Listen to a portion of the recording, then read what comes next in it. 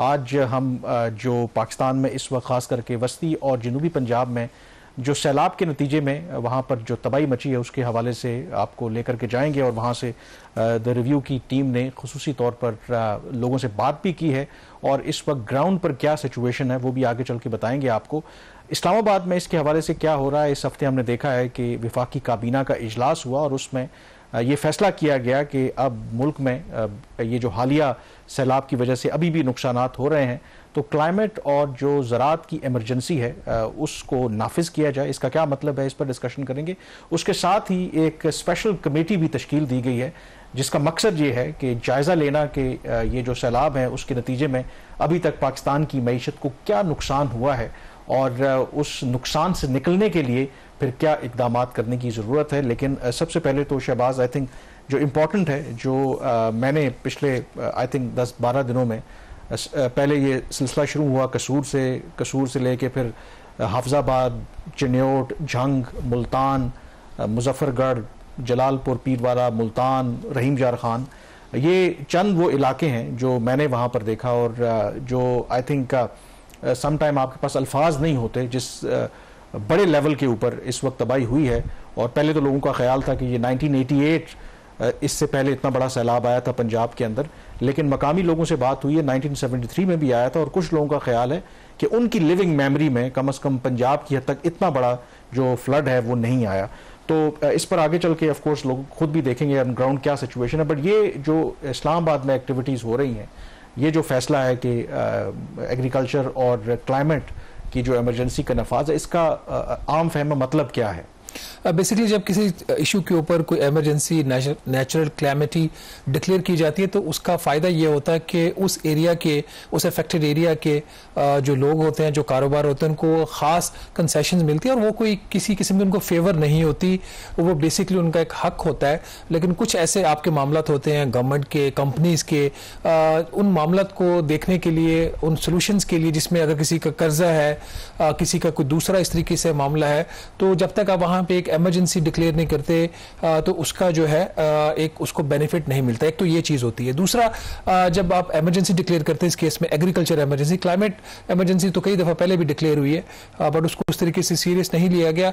दूसरा जो मकसद इमरजेंसी डिक्लेयर करने का ये होता है कि वॉर फुटिंग के ऊपर वो तमाम इकदाम करना जिसकी ज़रूरत होती है। हमने पिछले प्रोग्राम में भी बात किया, आपने तो खैर ग्राउंड पर जाकर लोगों से खुद बात की है और नाज़रीन वो देखेंगे भी। तो एक चीज़ एटलीस्ट हमें यहाँ पर बैठ के ये लग रहा है, जो टीवी चैनल्स की कवरेज आ रही है, सोशल मीडिया के ऊपर कवरेज आ रही है, जो हुकूमतें हैं, वफाकी हो, सूबाई हुकूमत हो, वो कुछ ना कुछ कर रही हैं। एक उसके एग्जांपल आप ऐसे ले लीजिए कि जैसे महंगाई के एक नेचुरल जो आउटकम होता है, इसका सैलाब का नेचुरल आउटकम एक महंगाई होता है। इस सूरत में आज भी जो एक महंगाई का एक बुलेटिन जारी करता है वीकली, PBS उन्होंने जारी किया, वीकली बेस के ऊपर कुछ चीज़ों की कीमतें कम हुई हैं।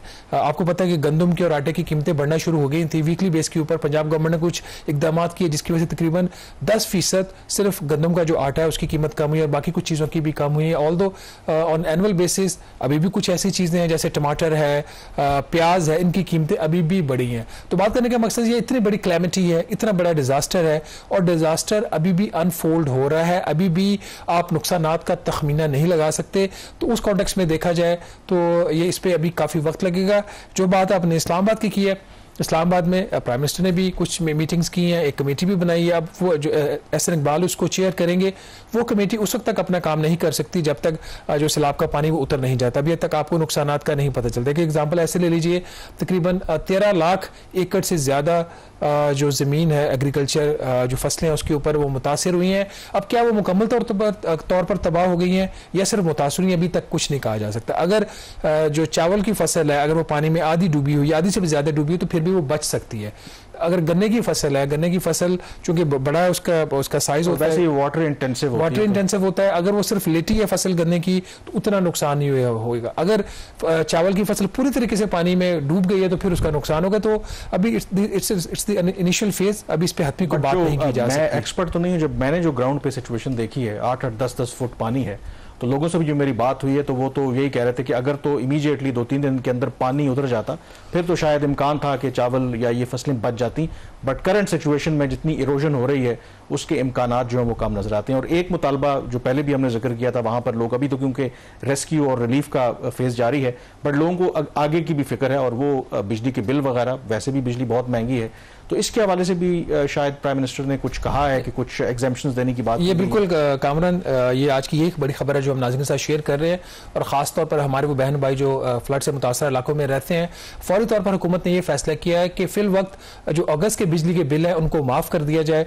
अब मसला यहाँ पे ये है कि पाकिस्तान IMF के प्रोग्राम के अंदर है, हुकूमत कुछ भी करना चाहे तो उसको IMF की इजाज़त की ज़रूरत होती है। तो वज़ीर-ए-आज़म पाकिस्तान ने हदायत किया वज़ारत ख़जाना को कि आप IMF से ये मामला टेकअप करें कि एटलीस्ट जो फ्लड अफेक्टेड एरियाज हैं, रिस्पेक्टिव वो गाँव है, कोई शहर है, उस पर तमाम जो पॉपुलेशन उसकी अफेक्टेड एरिया की, उसके जो अगस्त के बिजली के बिल है वो माफ़ कर दिए जाए। इसी हवाले से आज वज़ारत ख़जाना ने एक वर्चुअल इजलास भी किया IMF के साथ और ये मामला उनके सामने रखा गया है। तो इसके ऊपर अभी तक हतमी तौर पर कुछ नहीं कहा जा सकता कि IMF इस पर मानेगा या नहीं। लग ये रहा है हुकूमत पाकिस्तान का केस काफ़ी स्ट्रॉन्ग है, सैलाब है, नेचुरल डिजास्टर है, IMF भी इस चीज़ को इसको सिंपैथेटिकली देखेगा। गवर्नमेंट का केस मजबूत तो लग रहा है। अब दो तरीके हैं जिसके जरिए हुकूमत ये कोशिश करे लोगों तक रिलीफ पहुंचाया जाए। एक तो बिजली के बिलों की माफ़ी जो फिलहाल अगस्त के महीने के लिए, दूसरा जो बाकी इन्होंने रिलीफ या इमदाद देनी है वो किस तरीके से दीजिए, कैश अगर जो इमदाद देनी है कैसे दीजिए। अगर तो बेनज़ीर इनकम सपोर्ट प्रोग्राम के तहत हुकूमत इमदाद देने की कोशिश करे तो उसकी आउटरीच उतनी ज़्यादा नहीं होगी, क्योंकि पाकिस्तान के जो वेल ऑफ जो एक पॉपुलेशन का आपका सेगमेंट होता है वो BSP के उसका जो डाटा बेस है उसमें शामिल है। दूसरा है कैश ग्रांट्स देने का कामरान, वो एक लंबा प्रोसेस है। बट इस स्टेज के ऊपर अगर आप देखें for the time being efforts government कर रही है। वसाइल, मैं दोबारा कह रहा हूं, पाकिस्तान के पास वसाइल की कमी इस केस में नहीं है, लेकिन सूबों के पास कैश है। और जो फेडरल गवर्नमेंट का मामला बिजली का था उसमें IMF से बात जो है वो शुरू हो गई। लेकिन बिलावल भुट्टो जरदारी का आज बयान है, उनका ये ख्याल है, क्योंकि वो सिंध में और मुख्तलिफ इलाकों का दौरा भी किया, उनका ये ख्याल है कि हुकूमत को इंटरनेशनल अपील जो है ऑलरेडी लॉन्च कर देनी चाहिए थी जितना इस वक्त प्रॉब्लम है, क्योंकि उसमें मुख्तलिफ किस्म की ज़ाहिर मुतालबात हैं बिजली की। लेकिन बिफोर गोइंग दैट, जो आपने बिलावल भुट्टो जरदारी साहब की बात की है कि आलमी इमदाद ली जाए सैलाब के लिए, इसके हवाले से एहसन इकबाल जो प्लानिंग मिनिस्टर, उनकी स्टेटमेंट ऑलरेडी आ चुकी है कि इस दफ़ा हुकूमत जो है वो आलमी इमदाद की अपील नहीं करेगी, अपने वसाइल से जो तमाम चीज़ें हैं जितनी भी रिलीफ देनी है अपने वसाइल से करेगी। बिल्कुल, लेकिन उसके बावजूद कुछ जो ममालिक हैं उनकी तरफ से जो इमरजेंसी रिलीफ वगैरह है, UK की तरफ से भी आज अनाउंस किया गया है, फिर जो अमेरिका है उनकी तरफ से भी कुछ जो रिलीफ गुड्स हैं, कंसाइनमेंट्स हैं वो आई हैं। But overall of course Pakistan का यही ख्याल है कि अपने रिसोर्सेज से वो मैनेज कर सकता है।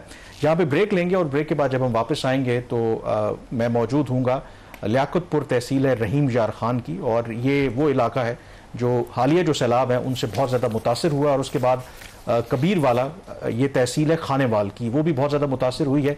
तो आप खुद देखेंगे अवाम और जो मुतासरा लोग हैं उनका क्या पर्सपेक्टिव है और ग्राउंड पर इस वक्त क्या सिचुएशन है, लेकिन इस ब्रेक के बाद।